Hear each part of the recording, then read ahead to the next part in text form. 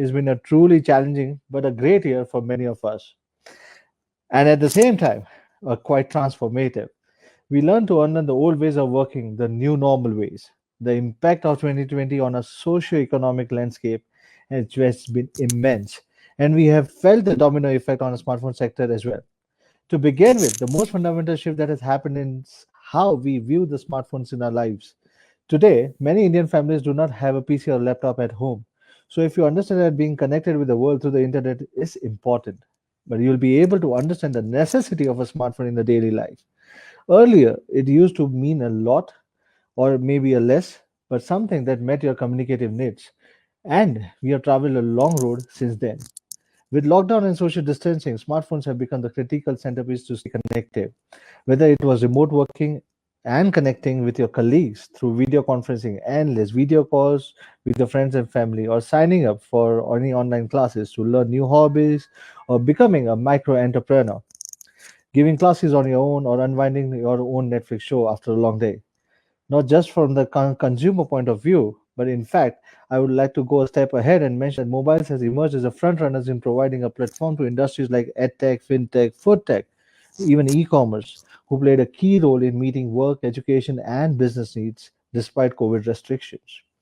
The sentiments have reflected in the numbers as well. The recent Canalys report highlighted that the segment touched an all-time high of 50 million units in the September quarter.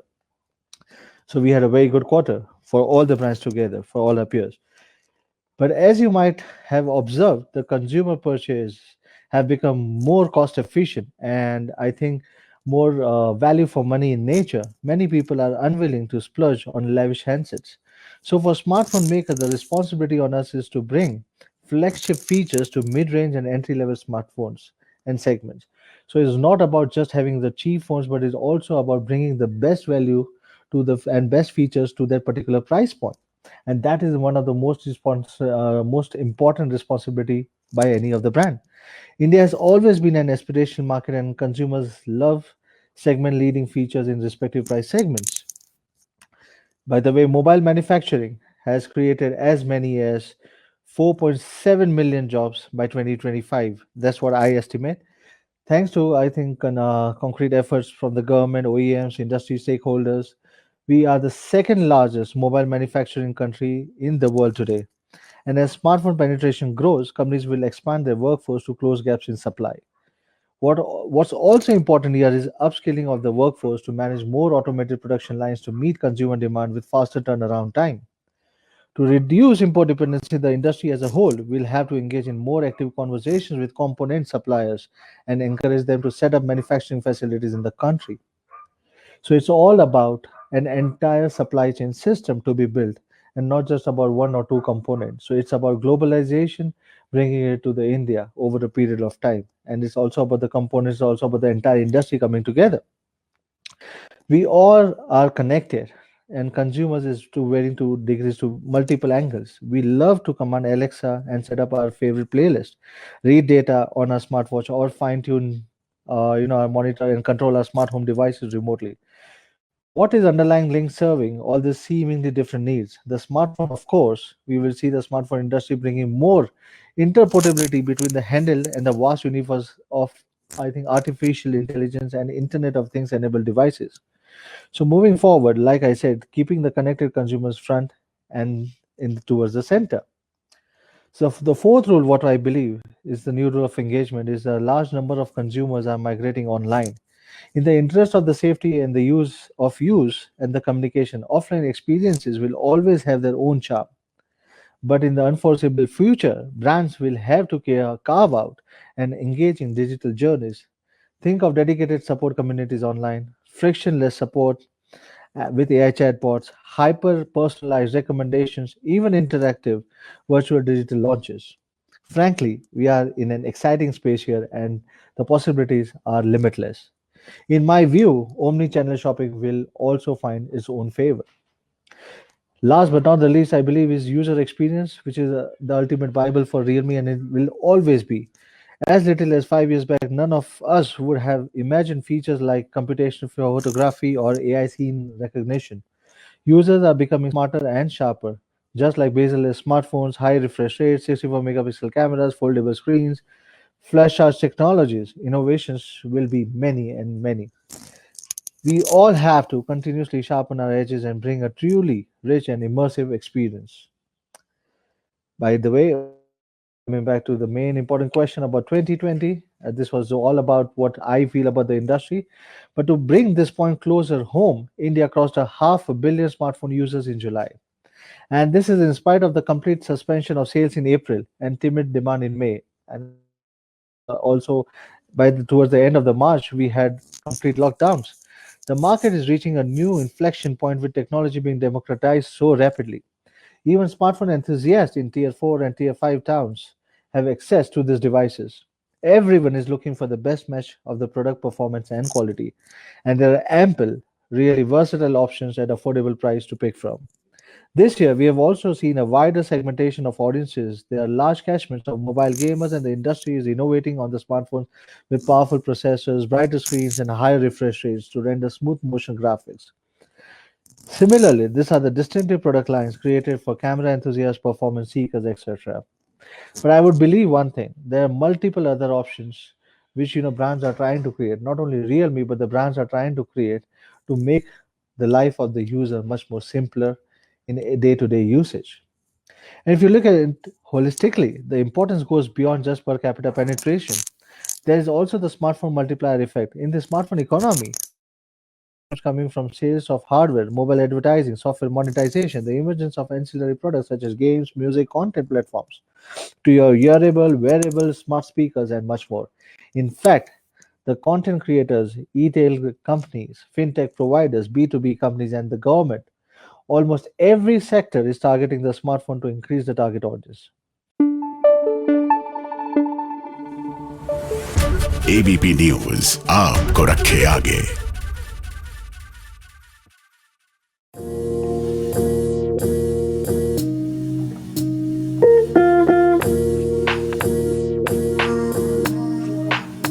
It was crystal clear. Playing field and the game had both changed. The players, the consumers, behavior, the habits are being forced to change. What remained to be seen was how resilient and agile businesses were in reacting to these needs. In a world that was now restrained to a virtual space, it was left to businesses to create the best possible digital engagement, an experience to stay connected with their consumers and earn or retain their loyalties. There were obviously few surprises, but what keeps us going is our agility, our ability to be nimble, our ability to see things before anybody could see. Let's now see what were the basic changes we observe in the consumer behavior. We saw consumer behavior, the purchasing journeys have undergone massive shift.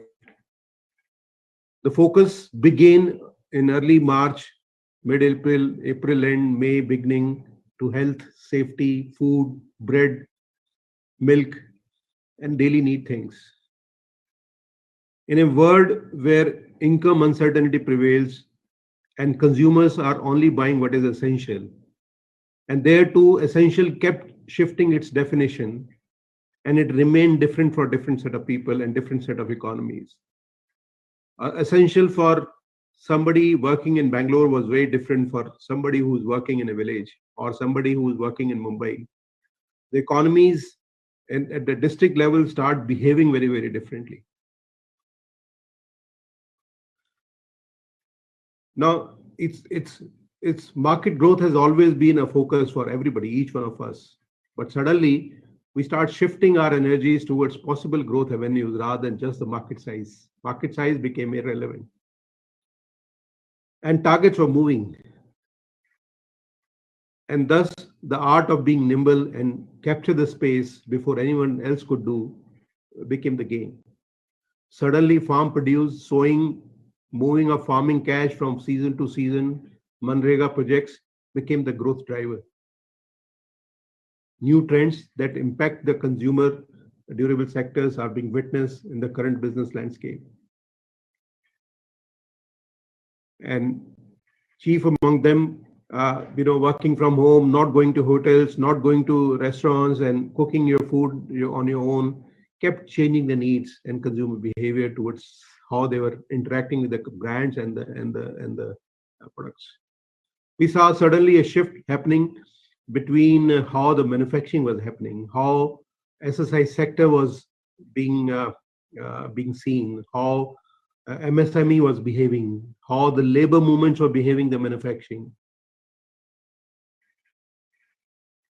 In these movements, brands are evolving in tandem, from creating awareness to showing empathy to digital and hyperlocal, adopting ways to remain relevant always.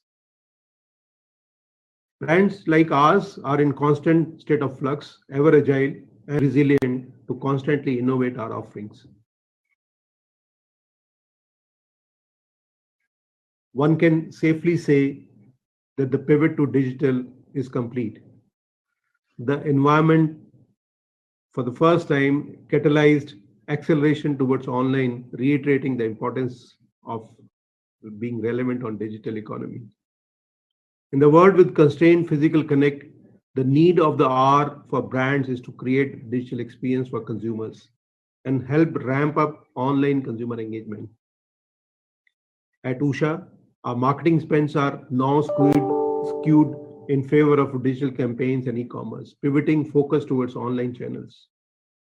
From brands to thrive, the purchase journey experience in the digital first environment should be seamless, from product browsing to buying to payment.